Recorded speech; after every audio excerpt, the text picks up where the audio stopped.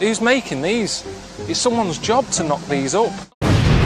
We're talking about a game where I had to go into the coding just to make it physically possible to beat level 3. Now here's the thing, the game is only 10 levels and I decided that I was going to beat all of them no matter what it takes. Why? Well, because with how few people have actually bought it, how broken and straight up impossible it all is, I'm pretty confident if I pulled it off, I would be the only person in human history who's bothered to 100% crash test Billy. Little did I know just how painful this would be.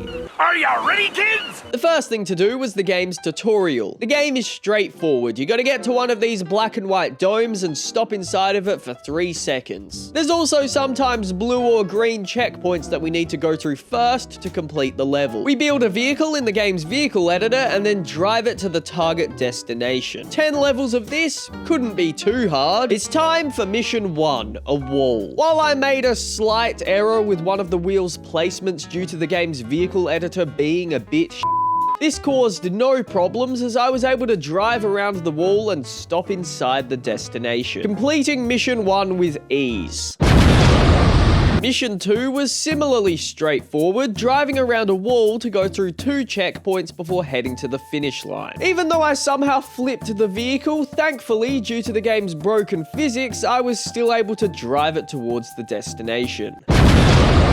Mission 3. This is the moment hit the fan. See, this mission presents us with a green checkpoint on the opposite side of a wall, and then the finish line back on the side we spawned. According to the tutorial, the green checkpoints are supposed to start a countdown timer. But when I made contact with the green checkpoint, the mission failed with the number -0.02 at the top of the screen where the countdown should be. I tried time and time again, thinking maybe the game would choose to work at some point, but after many attempts, I came to the conclusion that the mission was simply impossible to beat. I decided I had to do something about it. So I put my very limited understanding of coding to the test with one simple objective: hacking the game to let me get past the 3rd level. Oh, this is all confusing. Why do I have to keep learning new things? My first thought was to change the value of the countdown timer because clearly whatever was prompting this number was the problem. All I was able to find was this mission timer and I hoped jacking it up to a ridiculous figure would do the trick, but that was not the case. I don't know what this number does, but it doesn't fix our problem. Now I want to make it clear, it was incredibly late at night when I found myself trying to tamper with the fabric of Crash Test Billy, so the second solution I attempted was perhaps not the most logically sound. I decided I would change the coordinates of the green checkpoint and move it inside the final checkpoint. As you can see, this did not work. Finally, I found the obvious solution, changing the object type of the green checkpoint to just be the normal blue one that doesn't have a countdown. At the time, I was immensely proud of myself for cracking the code. I've got it! I cracked the code!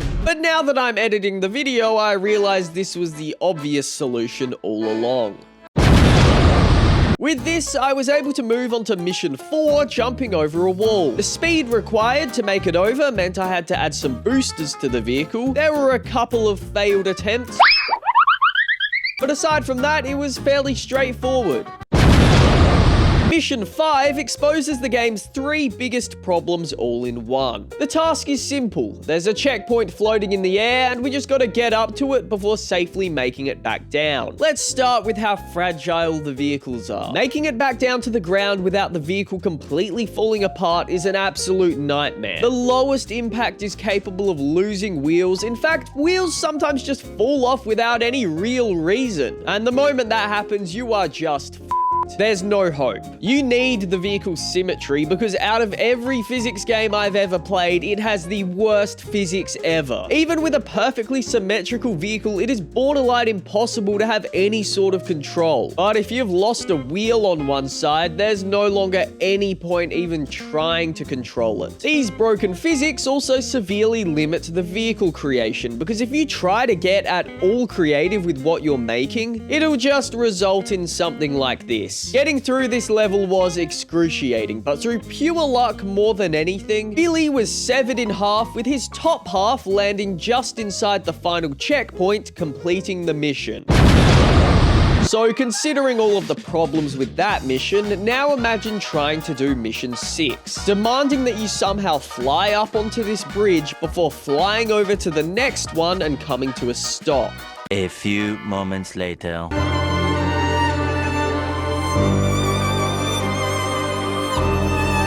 I spent over 40 minutes trying to achieve this, and I was losing my mind every time the vehicle would fall to pieces or the checkpoint wouldn't register. Sorry, I know I shouldn't have, but eventually I just snapped and changed the coordinates of the checkpoints to being ground level so I could drive through them and move on to mission 7, which I must confess I also cheated at in a similar fashion. Sorry, I know. So it was at this point I set myself the rule that I was no longer allowed to cheat. If only I knew what the last 3 missions had in store, there is no way I would have imposed this no cheating rule on myself.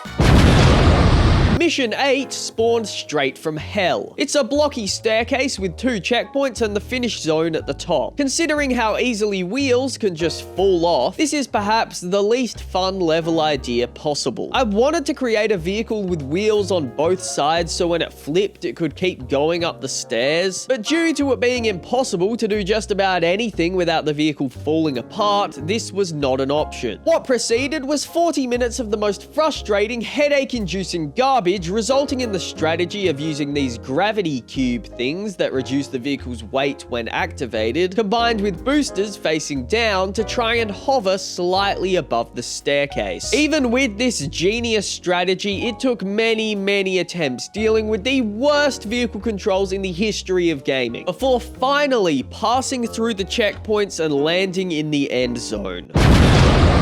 Mission 9 involves passing through a Quidditch goal before returning to the ground to drive to the finish. For this, I used a similar strategy of boosters and gravity cubes. By this point, I was so beyond caring about trying to have fun that I entered a sort of zen state, watching broken failure after broken failure unfold before me, somewhat due to my actions, but mainly just because the game is garbage. I honestly can't even remember it at all. By now, I think my brain's memory receptors had been shut off, but from reviewing the footage, I can see there was a 40-minute chunk of my life in which I tried to pass Billy through a Quidditch hole and safely back down to the ground. It seems eventually the stars aligned. Billy made it back down to the ground safely, and I was able to complete the mission.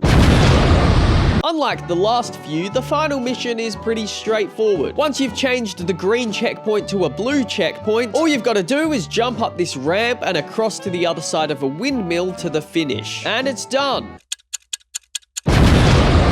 Crash Test Billy costs money. I'm done! You hear me?